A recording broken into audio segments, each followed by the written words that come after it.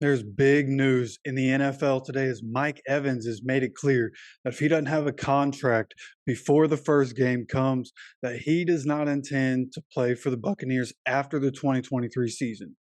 And why does that matter for us? Well, currently the Colts only have four receivers on the active roster. And if you look at who we have on the practice squad, if you look at who's available, can you tell me if there's anybody you can think of that would be a better fit for us right now than Mike Evans, especially for the price that he would go? So I think the Colts should be looking in to what a trade for Mike Evans might look like. This might be a situation where, hey, JT finally gets what he wants and he ends up in Tampa. They're a worse football team than the Colts.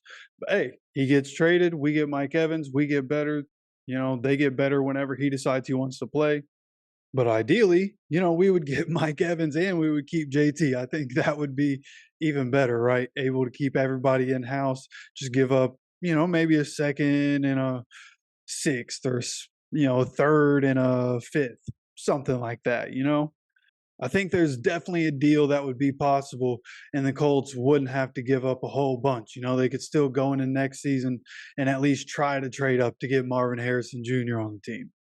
Right. So as we look more into this and you start looking at everything that was said today and the line that was drawn by Mike Evans and his representation is day one sports and entertainment. They said in a release today that Mike Evans wants the next phase of his career to be with an organization who wants him and wants him to help win a Super Bowl. They went on to say, this is why we have informed the Buccaneers organization that we will discontinue contract discussions as of September 9th, 2023. Okay, so they're drawing a hard line in the sand, but I think over time, like even if you're not paying attention to the Bucks at all, I try to do as well as I can paying attention to the entire NFL, especially living down in Florida. I hear about Mike Evans sometimes and the Buccaneers sometimes. So what I know is that Mike Evans has always been steadfast in the fact that he wants to be a Buccaneer. I watch streamers sometimes. I watch a guy called Nick Merckx, and Nick Merckx is friends with Mike Evans. He's talked to Mike Evans, and it's just been clear to me over a period of time that Mike Evans legitimately would like to finish his career with one team. He wants to be the kind of player that finishes his career with one team. But up to this point, the Buccaneers have not offered Mike Evans a contract at all. Kind of the same situation with Jonathan Taylor, right? They haven't even offered him a contract.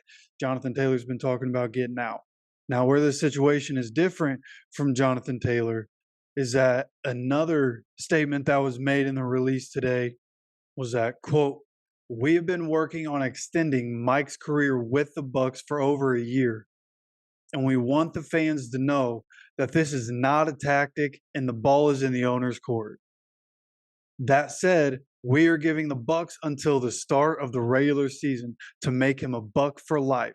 And if that cannot happen, 100% of Mike's focus will be on football and his future and where he can continue to make an impact.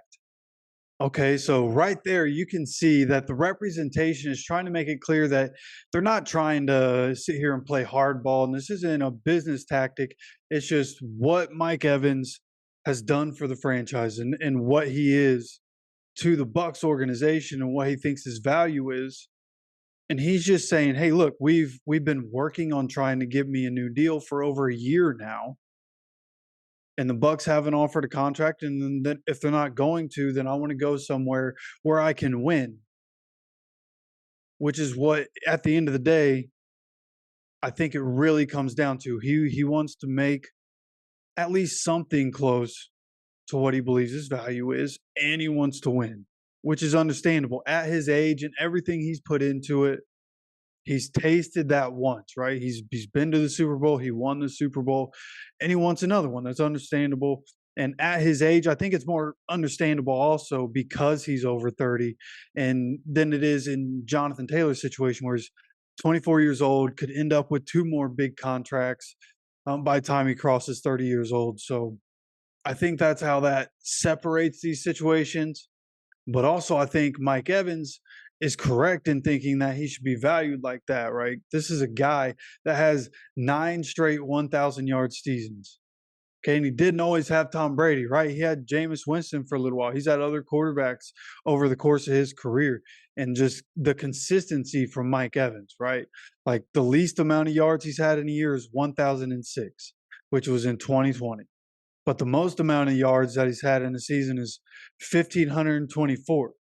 So there's a wide range of outcomes, but it's all over 1,000. And again, that kind of consistency is rare, especially to start your career. 9 straight to start your career. And at the moment, he's third in NFL history with those 9,000-yard seasons, and he's only behind Jerry Rice, who had 14, and Randy Moss, who had 10. Okay, and he's also the Bucks' all-time leader in touchdowns, receptions, and yards. Like if anybody's going to finish their career as a Buck, it'd be Mike Evans. But if he's not going to finish his career as a Buck, then you're looking at a guy who, through the years, okay, we're talking touchdowns from 2014 to 2022. These are the numbers, okay? 12 as a rookie, 12 touchdowns, okay? Then 3, then 12, then 5, then 8, then 13, then 14, and then 6 last season when it was just a down year for the Bucks in general. He played as few games as he's ever played last season, but that's still 15. And you're also getting a guy that's only missed 9 games in his entire career. Okay, the most games he's missed in one season is 3, and that was in 2019. But even missing those 3 games, he ended up with 1,157 yards and 8 touchdowns, right? Like this is a guy who just gets it done. And I understand he's getting older, but would a guy like Mike Evans not be the best thing for these young wide receivers, especially a guy like Pitt, right? They're basically the same players. Mike Evans is just more consistent.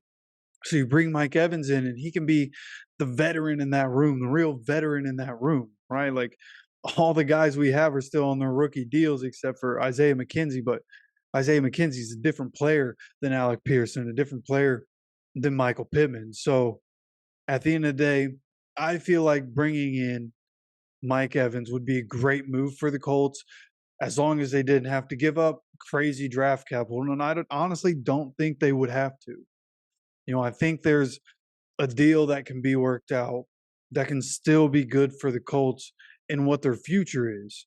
But a guy like Mike Evans, man, with his catch radius, as good as he is, as dependable as he is, as good as he is in the red zone, like that's a guy that would bring massive value to the offense and to this team, with his leadership, but also he would be so good for Anthony Richardson. Being able to have a safety valve like that, but also a guy that Anthony Richardson can chuck it, right? And Mike Evans can go get it over anybody in the league, right? As long as we don't have to play the Saints, which I believe we do this year. Don't hold me to that. I do think we play the Saints. And him against Marshawn Lattimore, not great usually. But outside of that, Mike Evans can dominate pretty much any matchup he comes against. So I think it'd be a great idea to find a way to get Mike Evans in the building. I'd love to know what you think about getting Mike Evans and trading for Mike Evans, if that's a possibility. What do you think we should do there? Do you think we should trade JT to the Bucks to get Mike Evans here? You let me know down in the comments section. And of course, don't forget to subscribe with notifications on to keep getting more content like this and stay up to date on any Colts news that happens. And as always, take care of yourself, take care of each other, and go Colts.